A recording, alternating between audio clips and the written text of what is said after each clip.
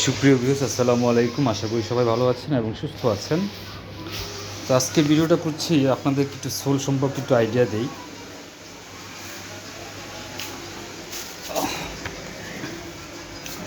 এই হচ্ছে আমি যে মালের সোল লাগাই, এগুলো হচ্ছে সোলগুলা। আমার মালে যেই ধরনের সোল থাকে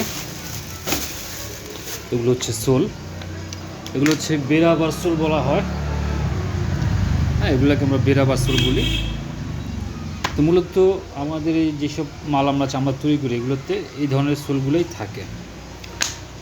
এখন এখানে এই সোলগুলোর ভিতরে এখন ডাইসটা শুধু চেঞ্জ হয়। যেমন এটার একটা ডাইস, এই মালটার একটা ডাইস, এটার উপরে।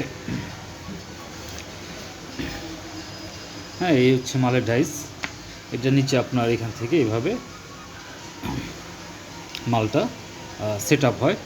তো যাই হোক, আমি যেটা বোঝাতে চাইতেছি, তো ডাইস কোনো সমস্যা না। এক একজন এক এক ধরনের ডাইস হয়। যেমন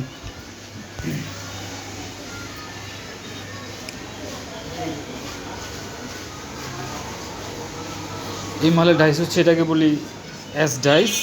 ঠিক আছে, কারণ এটার মাঝে একটা এসের মতো আছে, এই জন্য এস ডাইস বলা হয়। এটাই এখন মার্কেটে বেশি চলে।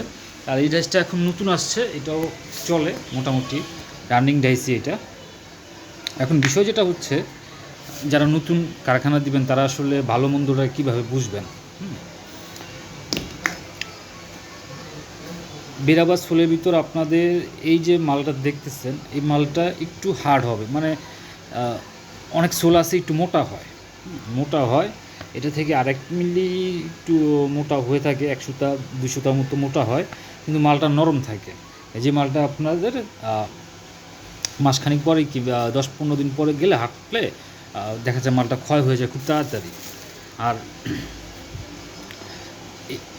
যে সোলটা একটু হার্ড বা একটু চিপা, হ্যাঁ, যেমন এই যে এই সোলটা একটু চিপা কিন্তু হার্ড, এই সোলটা অনেক দিন টেকসই হয়। এটা আপনার যখন আমরা একটা বান্ডিল খুলি, বান্ডিল হাতে নিই, তখন বান্ডিল হাতে নিলেও বোঝা যায় যে মালটা রাবারটা কীরকম। রাবারটা আসলে চিনতে হবে, ডাইস কোনো ফ্যাক্ট না, ডাইস কোনো ইয়ে না, কিন্তু রাবারটা যদি আপনার শক্ত না হয়, টাডি না হয়, মানে যেটাকে বলে একটু পোক্ত না হয়, তাহলে কিন্তু আপনার সোলটাও কিন্তু বসে যাবে।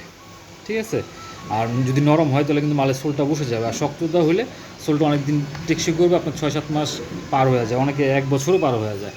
এই হচ্ছে বিষয়। তো আশা করি বুঝাইতে পারছি আমি যে কীভাবে সোলটা কিনবেন। একটু টাইট দেখে, মালটা একটু শক্ত দেখে তারপরে মালটা কিনবেন। ঠিক আছে, তাহলে দেখা যায় আপনার মালের টেকসইটা বাড়ে। আর নরম সোলটা হলে আপনার পেস্টিংটাও কম ধরতে চায়, ওটাতে পানি ঢুকে যায় বেশি তাড়াতাড়ি, যে কারণে আসলে পেস্টিংটাও থাকে না। তো এই হচ্ছে বিষয়।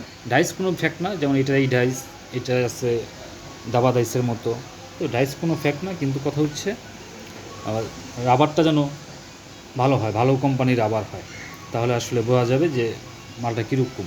অনেক কোম্পানি আছে যে রাবারগুলো আসলে একটু নরম। হ্যাঁ, নরম রাবারটা একটু অ্যাভয়েড করে নেবেন। যারা নতুন মাল কিনবেন একটু টাইট দেখে তারপর মালটা কিনবেন। তো আজকের মতো এই পর্যন্তই, ভালো থাকবেন। আর যাদের কমপ্লিট মাল প্রয়োজন বা রেডিমেড আপার প্রয়োজন, অবশ্যই যোগাযোগ করবেন। আল্লাহ হাফেজ।